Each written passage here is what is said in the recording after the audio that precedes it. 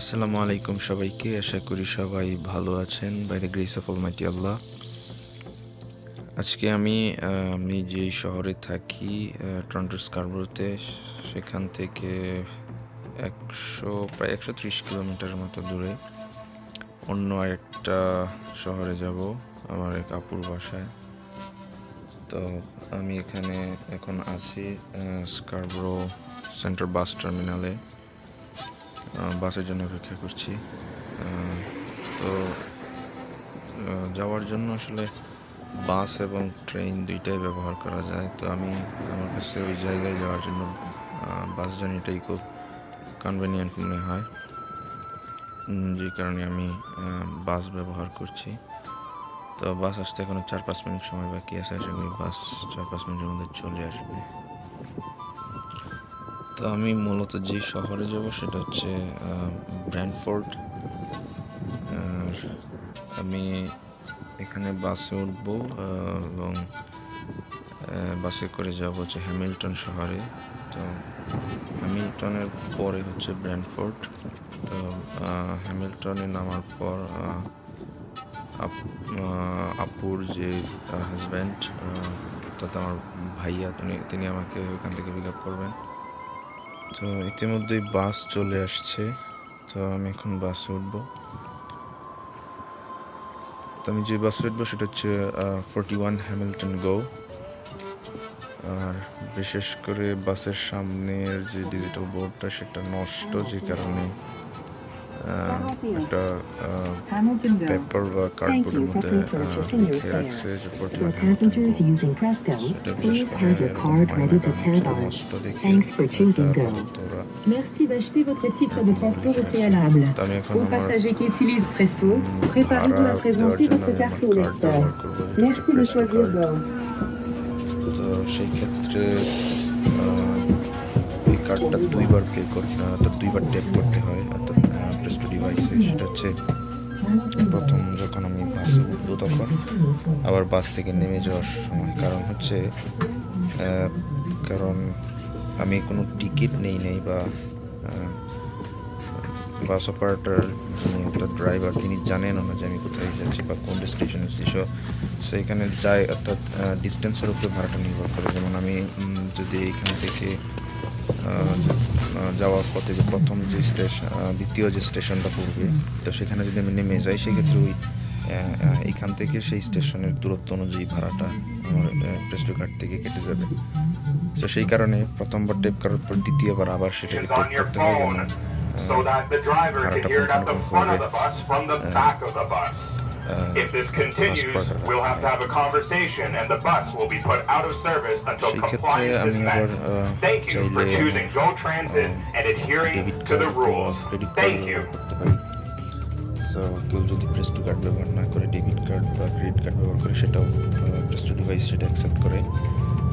অথবা চাইলে আমরা টিকিট ব্যবহার করতে পারি। সেক্ষেত্রে আমাদেরকে টিকিটটা কোনো ডিভাইসে ট্যাপ করতে হয় না, শুধুমাত্র বাস অপারেটরকে বা যিনি ড্রাইভার তাকে ওই আমার ফোনের স্ক্রিনে তাকে আমি এটা দেখাইলেই হয় যে এই যে হচ্ছে আমার টিকিট, আমি সেটা অনলাইনে কেটেছি। সো আবার আরেকটা সুবিধা হচ্ছে, কেউ যদি শনিবার অথবা রবিবার অথবা কোনো একটা হলিডেতে যদি কেউ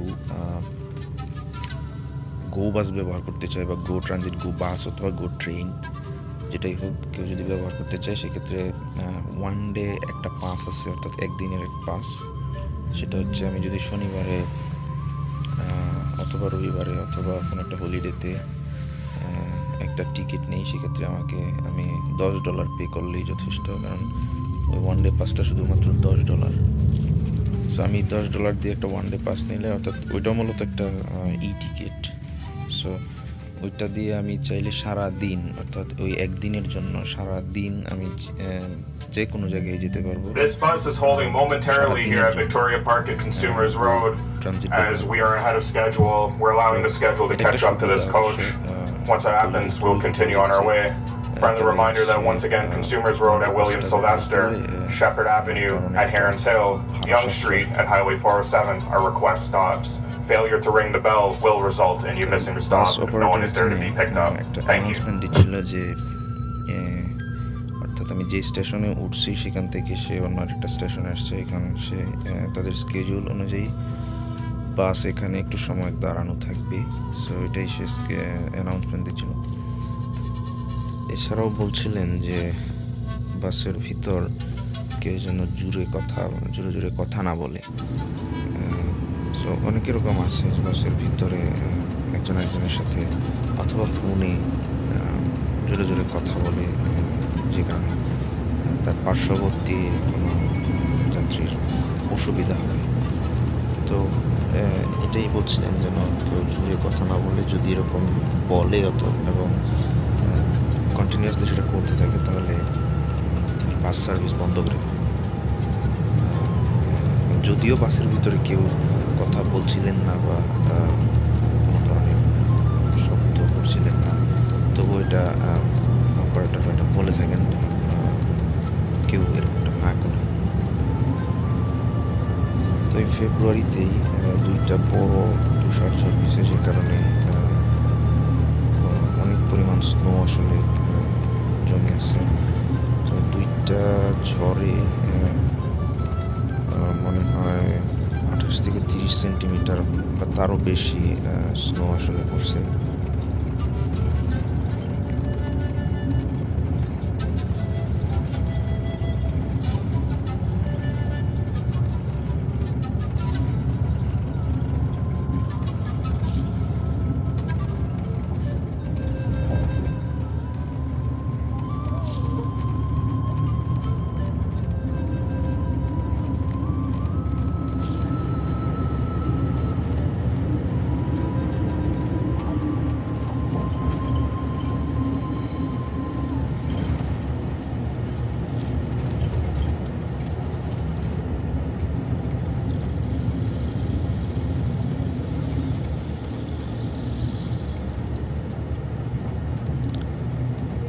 আপনারা হয়তো জানেন যে টরন্টোতে গত সপ্তাহে বা তার আগের সপ্তাহে, অর্থাৎ এই ফেব্রুয়ারিতে 2টা বড় স্টোর্ম বা ঝড়, যেটাকে স্নো স্টোর্ম বা তুষার ঝড় বলি, তো এরকম টানা 2টা বড় ঝড় হয়েছিল। তো প্রথমটাতে প্রায়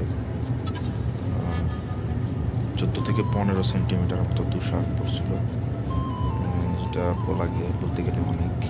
এবং এর পরের যেটা পড়ছে সেটাও বলতে গেলে আবারও সেই সেম 14 থেকে 15 সেন্টিমিটার। টোটাল হিসাব করলে প্রায় 28 থেকে 30 সেন্টিমিটার মতো তুষার কিন্তু পড়ছে 2টা স্টোর্ম।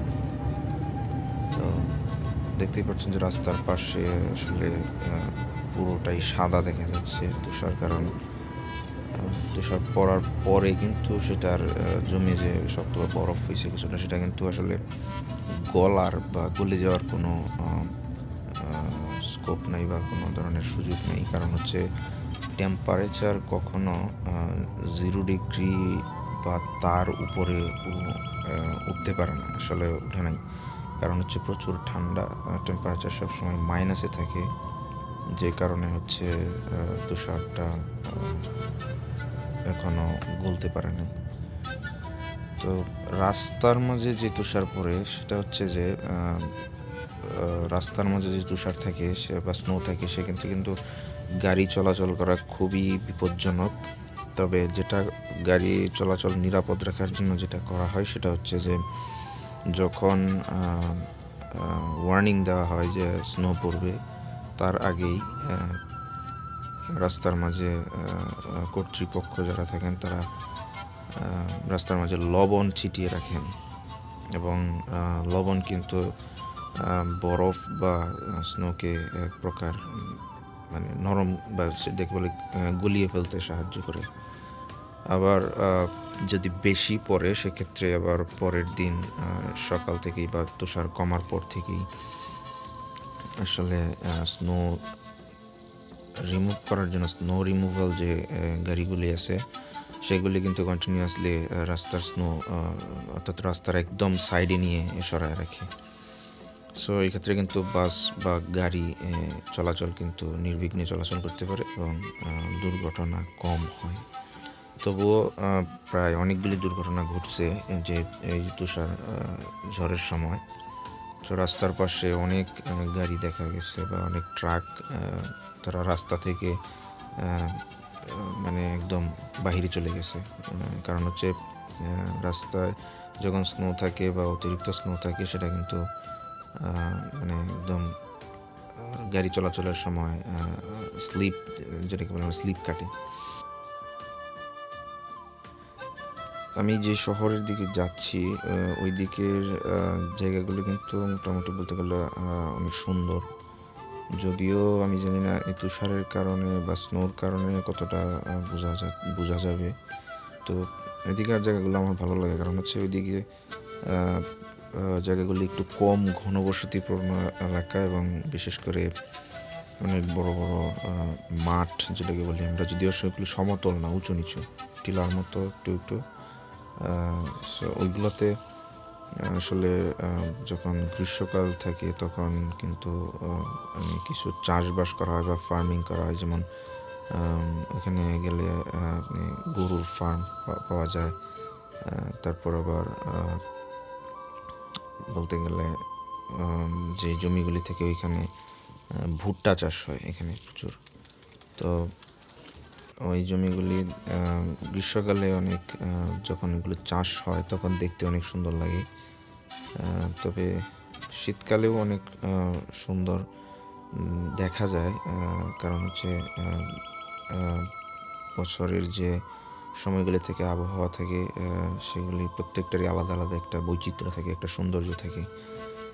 তো যাওয়ার পথে ক্যামেরায় ধারণ করার চেষ্টা করছি, যদিও এখন যেগুলো দেখা যাচ্ছে এইগুলি না, এগুলি আসলে চাষযোগ্য না বা এগুলি ফসলের জমি না, এগুলি তবু এগুলি অনেক পরিত্যক্ত জায়গা।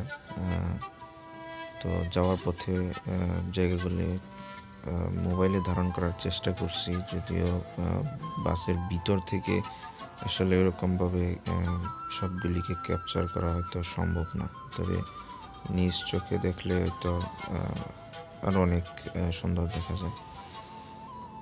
তো চেষ্টা করছি অনেক সুন্দর দৃশ্যগুলি।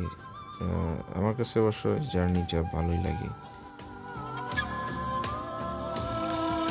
কথা হবে আবার অন্য কোনো ভিডিওতে।